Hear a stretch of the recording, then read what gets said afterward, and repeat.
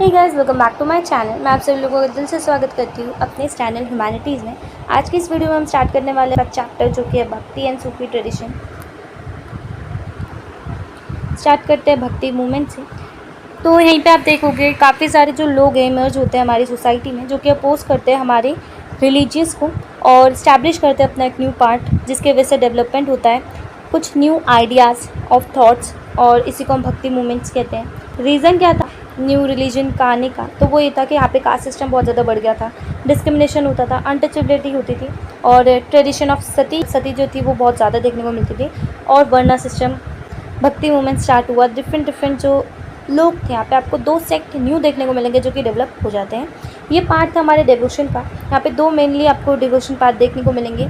सबसे पहले आता है निर्गुण में। निर्गुण उन सब लोगों को बोला जाता है जो कि बिलीव करते हैं गॉड जो है वो फॉर्मलेस है, यानी कि गॉड का जो कोई आकार ही नहीं है। ठीक है, अकॉर्डिंग टू देम, उनके अकॉर्डिंग कोई कलर और फॉर्म नहीं होता गॉड। वो उनका ये मानना होता है कि भगवान हर जगह है, पत्थर में भी है, हर किसी में वो भगवान दिखते हैं। कोई उनके पास मूर्ति वगैरह नहीं होती, वो अपने मन में मानते हैं। ठीक, जैसे मेडिटेटिंग करना, रिमेंबर करना बार बार उनका नाम। नेक्स्ट बात करते हैं, इसमें आप एग्जांपल देखोगे, जैसे आप सिखिज़्म में देखोगे कोई आइडियल वर्शिप नहीं होती, कोई भी पर्सन नहीं है वर्शिप करने के लिए। जो गॉड है उनके अकॉर्डिंग वो फॉर्मलेस है, यानी कि कोई फॉर्म ही नहीं गॉड की, वो एक आइडियल वर्शिप करते हैं। नेक्स्ट बात करते हैं हम सगुण भक्ति की। तो इसमें वो सारे लोग आते हैं जो कि बिलीव करते हैं गॉड में एक कॉर्पोरियल पर्सन होता है। जैसे हम एक आइडियल वर्शिप करते हैं ना, जैसे कि हम भगवान की करते हैं, विष्णु जी की, उनकी एक फ़ोटो देख के हम करते हैं। एग्जाम्पल आप देखोगे जैसे कि मीराबाई और कालिदास ये सपोर्ट में थे आपके सरगुण भक्ति में। इसका एग्जाम्पल आप देखोगे तो आपको हिंदुज़म में देखने को मिलता है, गॉड की वर्शिप की जाती है, एक आइडियल वर्शिप। ठीक है, प्रॉपर ट्रेडिशन की बात करो, हमारे को भक्ति ट्रेडिशन देखने को मिलता है। अकॉर्डिंग टू हिस्टोरियंस रॉबर्ट रेडफर्ड, हमारे को मेन 2 टाइप्स के ट्रेडिशन देखने को मिलता है जो कि डिविजन होता है। एक होता है आपका ग्रेट, एक होता है स्मॉल। ग्रेट ट्रेडिशन की बात करो तो एक रिलीजन प्लेस लेता है विद ग्रेट ट्रेडिशन के अंदर ही। यहाँ पे जो रिलीजन है वो लार्जली फॉलो होते हैं bye upper classes in the society. इसके अंदर आप देखोगे हर चीज़ जो होता है ब्राह्मण फॉलो करता है, गॉड गॉडेस की वर्शिप करता है। स्मॉल में क्या होता है, स्मॉल ट्रेडिशन में होता है जो रिलीजन होता है ना वो फॉलो करते हैं बाय लोअर क्लासेस। जैसे कि आप रीजनल डाइटीज़ आप देखोगे, अकॉर्डिंग टू हिम, इनके अकॉर्डिंग जो फ्यूचर है उसमें 2 सिस्टम आप देखोगे जो मिक्स हो जाते हैं आपस में, रीजनल डाइटीज़, और जिसके अंदर जो डाइटीज़ हमारे वेदिक रिलीजन्स के, यानी कि जो हमारे रीजनल डाइटीज़ हो गए अपने अपने भगवान, और जो वैदिक रिलीजन्स है वो दोनों मिक्स हो जाता है हमारे फ्यूचर में, जिसकी वजह से स्टार्ट होता है हमारे हिंदुज़म की डाइट्रीज स्टार्ट हो जाती है। जो डाइट्रीज है वो मिक्स हो जाती है और स्टार्ट हो जाती है हिंदुज़म। हर एक रीजन जो है अपने एक रीजनल डाइट्रीज को बताता है, जिसकी वजह से ये बन जाता है हमारा मेन स्ट्रीम। नेक्स्ट बात करूँ इंडिया एंड द भक्ति मूवमेंट। भक्ति मूवमेंट स्टार्ट होता है हमारे 6th सेंचुरी में। एक पीरियड होता है जहाँ पे न्यू आइडियोलॉजीज़ और ट्रेडिशन इमर्ज होते हैं। भक्ति मूवमेंट डिवाइड हमारे 2 पार्ट्स में, एक साउदर्न इंडिया और एक भक्ति मूवमेंट। यहाँ पे राइज होता है हमारे यहाँ सेज का in South India after 6th century के बाद। ये जो डिवाइड है हमारे 2 पार्ट्स में, अलवार एंड न्यानार। अलवार की बात करूँ तो अलवार मेनली वर्शिप करते हैं विष्णु जी की। यहाँ पे आपको 12 देखने को मिलेंगे जहाँ पे सेंट्स हैं, यानी कि कहा जाता है कि विष्णु जी के 10 अवतार हैं। एक अंडाल आपको डेवोटी हमारे अलवार जी की, यानी विष्णु जी की एक डायट्री है। यहाँ पे एक बुक है जो कि कंपोज की गई थी, ये बुक का नाम है नलयियारा दिव्य प्रबंधन। नेक्स्ट न्यानार की बात करूँ तो ये डिवोटी बोला जाता है, शिव जी की जो डिवोटी करते हैं उनको न्यानार बोला जाता है। ये आपको नंबर दिखेंगे, इनके नंबर 63 होते हैं। एक चीफ सेंट है, ग्रेट सबंदन है, और इनकी एक डिवोटी है करैकल अमया। एक बुक इनकी कंपोज है तावारा। नेक्स्ट किंग और सेंट की बात करूँ, रिलेशनशिप हमारे को बताते हैं किंग और सेंट्स के बीच में जो कि यूज़ होता है, जो कि अच्छा रिलेशन होता है हमारे किंग और सेंट्स के बीच में। एक मेन रीज़न होता है कि पब्लिक के लिए, ठीक है, पब्लिक कॉमन पीपल काफ़ी ज़्यादा लाइक करते हैं सेंट्स को, क्योंकि वो उनके फॉलोअर्स होते हैं। इसीलिए जो किंग है ना वो एक स्पेशल इंक्लेशन करता है टूवर्ड सेंट्स, सपोर्ट करता है सेंट्स को, ताकि उसको जनरल पब्लिक का सपोर्ट मिल सके। नेक्स्ट बात करते हैं ट्रैवलर्स के दौरान क्या होता है। जो सेंट्स होते हैं ना वो डिक्लेयर करते हैं कुछ ऐसे होली प्लेसेस जो कि अबोर्ड होते हैं गॉड की। लेटर वहीं पे ह्यूज टेम्पल्स बन जाते हैं। जो किंग्स हैं वो उसी प्लेस को कंसीडर करता है एक पिलग्रिमेज साइट। आइडल वर्शिप्स हमारे को सेंट्स के देखने को मिलते हैं जो कि इंस्टॉल होती है टेम्पल के अंदर। नेक्स्ट हमारे को कुछ टेम्पल्स देखने को मिलते हैं जैसे कि थंजावुर, गंगाई कोंडापुरम, चिंदाबरम। अब नेक्स्ट बात करते हैं वीरा शैव ट्रेडिशन क्या है। तो बसावना एक ब्राह्मण थे कर्नाटका में जिन्होंने स्टार्ट किया एक मूवमेंट 12th सेंचुरी में। तो वो ब्राह्मण थे लेकिन उन्होंने अपोज किया ब्राह्मणिकल सिस्टम को और स्टार्ट किया जैनिज़्म, क्रिएट किया एक न्यू स्टाइल। उन्होंने वर्क नहीं किया सोशल रिफॉर्म में, उन्होंने क्रिटिसाइज़ किया ईविल को, ठीक है, प्रेजेंस ब्राह्मणिकल स्टाइल को। उनके जो फॉलोअर्स थे उनको जाना जाता है वीरा शिवा के नाम से या फिर हीरोज़ ऑफ शिवा कह लो, फिर लिंगैट्स कह लो। यानी लिंगैट्स क्या होता है, जो लोग अपने हाथ में एक लिंग पहनते हैं, ठीक है, तो जो शिवा की वर्कशिप करता है वो लोग ये सब पहनते हैं। कम्युनिटी होते हैं जो कि अपने साथ एक स्मॉल सिल्वर बॉक्स में अपने साथ रखती है और वेयर करती है अपने लेफ्ट शोल्डर में। नेक्स्ट बात करते हैं लिंगैट्स आइडियोलॉजी की। ये अपोज करते हैं अनटचेबिलिटी को, बिलीव नहीं करते री इनकारनेशन में, अपोज करते हैं कास्ट सिस्टम को, प्रोहिबिट करते हैं आइडल वर्शिप को, डेवोटी करते हैं शिवा को, प्लेस ये हमारी सोसाइटी के अंदर रहते हैं, अरेंजमेंट करते हैं रीमैरिज ऑफ विडो की। और नॉर्थ इंडिया में भक्ति मूवमेंट देखोगे तो 6th सेंचुरी में हमारे को नॉर्थ इंडिया के रीजन में नॉर्थ में देखने को मिलता है, डिवाइड हो जाती है स्मॉल स्टेट्स में। राजपूत एक रूल होता है, इस पे आपका जो मुस्लिम रूल है वो स्टैब्लिश हो जाता है हमारे नॉर्थ इंडिया में।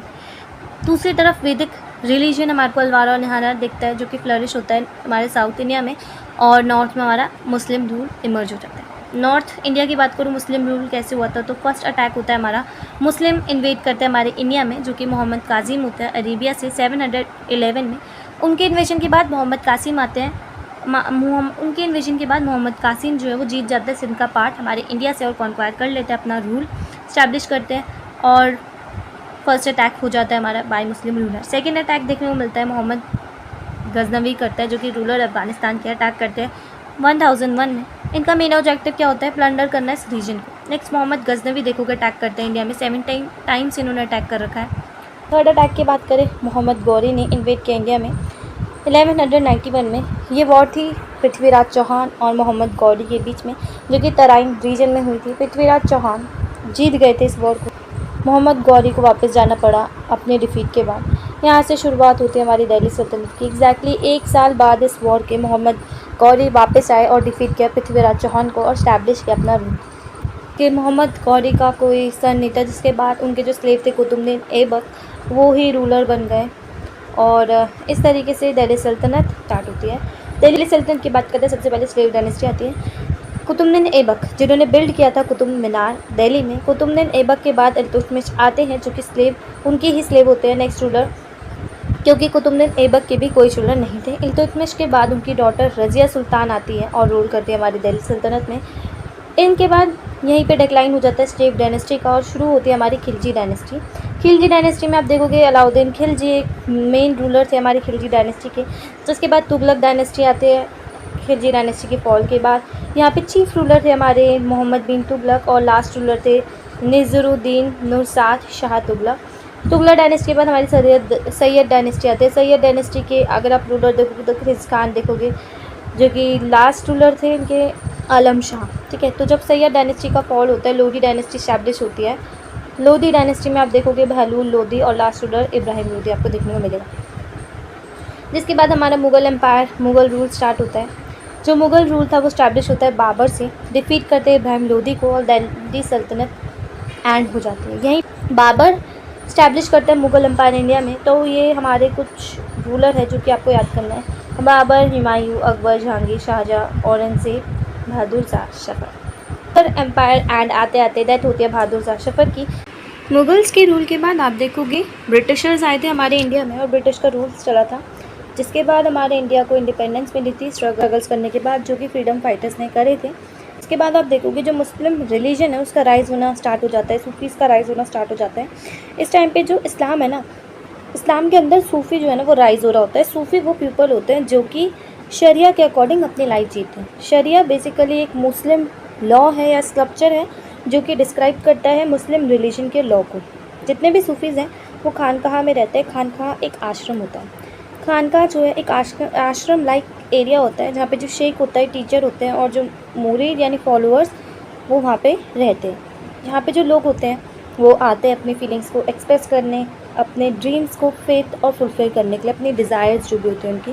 खानकाह यूज़ होता है एक सिस्टम ऑफ लंगर के लिए जो कि पूरे दिन चलता है। यहाँ पे लोग आते हैं खाना खाने के लिए। लोग जो है ना खानकाह में आते हैं अपना एम्यूलेट करने के लिए ये एक सिलसिला सिस्टम है, सिलसिला सिस्टम खानकाह में चलता रहता है। नेक्स्ट बात करें सीरीज अरेंजमेंट की, तो एक सिस्टम है जो कि जनरेशन सिस्टम भी कह सकते हैं, यानी जो ये जो सिस्टम है ना वो जनरेशन टू जनरेशन पास होती है नॉलेज, जैसे बच्चे से बच्चे को। इसके अंदर क्या होता है, प्रॉफिट मोहम्मद जो होते हैं उनको मेन टीचर माना जाता है, उनके बाद उनके जो डिसिपल होते हैं वो टीचर बनते हैं, और ऐसे ही वे में जब टीचर की डेथ हो जाती है उनका डिसिपल जो होता है वो बाद में टीचर बनता है। तो जो खानकाह में टीचर होते हैं उनको शेख बोला जाता है, फिर मुर्शीद या फिर पीर बोला जाता है। उनके जो डिसिपल होते हैं उनको मुरीद बोला जाता है। उनके जो फॉलोअर्स होते हैं वो इनिशिएट करते हैं शेख को, जो भी एक्सेप्ट करते हैं मुस्लिम रिलीजन को वो इनिशिएट करता है, और उसको एक्सेप्ट करना पड़ता है 5 थिंग्स। सबसे पहले जो गॉड है वो हमारे अल्लाह है, प्रॉफिट मोहम्मद उनके मैसेजर हैं, और ये नेसेसरी है एक दिन में 5 बार नमाज़ पढ़ना, डोनेशन करना। रमज़ान आप देखोगे, रमज़ान के टाइम पे व्रत रखना, फास्टिंग करना, और दूसरा मैका विज़िट करना। पीर की डेथ के बाद आप देखोगे उनकी दरगाह बनाई गई थी, उनके जितने भी फॉलोअर्स थे पीर के वो लोग वहाँ पे वर्शिप करने जाते थे। अब सूफ़ीज़ की बात करो, 2 तरीके के सूफ़ीज़ होते हैं। बाशरिया वो होते हैं जो लोग शरिया के अकॉर्डिंग अपनी लाइफ को जीते हैं, खानकाह में ही रहते हैं, उनको बाशरिया बोलते हैं। बेशरिया वो होते हैं जो कि शरिया लॉ को नहीं मानते, उनके अकॉर्डिंग खानकाह में नहीं रहते, अपने घर में रहते हैं, पर रिलीजन को तो मानते हैं, ठीक है। तो इनको हम बेशरिया बोलते हैं, और इनको हम कालंदर, मदारी और हाइदरी भी बोलते हैं। फॉलोअर्स, अब इसी टाइम पे दूसरे रिलीजन के फॉलोअर्स कौन से होते हैं, लोग अलग रिलीजन से आते हैं। इस टाइम पे सुल्तान जो है चार्ज करता है टैक्स, जैसे कि जिजिया। जिजिया एक टैक्स है जो कि नॉन मुस्लिम लोग पे करते हैं, कि किंग कहता है कि हम आपकी प्रोटेक्शन करेंगे तो आपको एक टैक्स पे करना पड़ेगा। किंग्स और सूफीज़ की बात करूँ तो अच्छा रिलेशन था किंग्स और सूफीज़ के बीच में। सूफीज़ जो थे सपोर्ट करते थे किंग को, एक ग्रांट चलता था, असिस्टेंट चलता था जो कि किंग प्रोवाइड कराता था। इसके ज़रिए किंग था वो पॉपुलैरिटी लेता था, क्योंकि जो जनरल पब्लिक थी अब वो सूफी रिलीजन को फॉलो करती थी, सूफी ही थी, जिसकी वजह से किंग को सपोर्ट मिलता था। किंग जो था डोनेशन देता था सूफीज़ को और डिस्ट्रीब्यूट करता था जो सूफीज़ में जो गरीब लोग होते हैं उनको। अब एक अजमेर दरगाह एक एग्जाम्पल है दरगाह का, तो आप एक दरगाह देखोगे, आप ये जो दरगाह देखोगे वो शेख मुनीद्दीन चिश्ती की है। शेख मुनीद्दीन चिश्ती एक फेमस सूफ़ी है। इनकी दरगाह जो है बिल्ड हुई थी अजमेर में। ये बिगनिंग थी चिश्ती सीक्वेंस की। इनको गरीब नवाब भी बोला जाता है। इसको फर्स्ट बिल्ड किया था गयासुद्दीन खिलजी ने। बिन तुगलक जो फर्स्ट सुल्तान थे वो आए इस दरगाह में। अकबर ने कम से कम 14 टाइम्स ये दरगाह विजिट किया। नेक्स्ट आता है मीराबाई। मीराबाई राजस्थान में बॉर्न हुई थी। उनका बर्थ है 15 सेंचुरी से 16 सेंचुरी। उनके फादर का नाम रतन सिंह था। मीराबाई डिवोशन करती थी श्री कृष्ण को। बचपन से ही उन्होंने एक्सेप्ट किया था उनको और अपने हस्बैंड को। मीराबाई ने मैरिड किया था एक सिसोदिया क्लैन मेवाड़ में, लेकिन उन्होंने रिफ्यूज़ कर दिया था कि जितने भी उनके मैरिज के जितने भी रिचुअल्स वगैरह होते हैं वो उनको फुलफिल नहीं कर पाएगी। एक अटैम्प्ट किया गया था उनके इन लॉज ने उनको पॉइजनर देकर, बट उन पर कुछ इफेक्ट नहीं हुआ।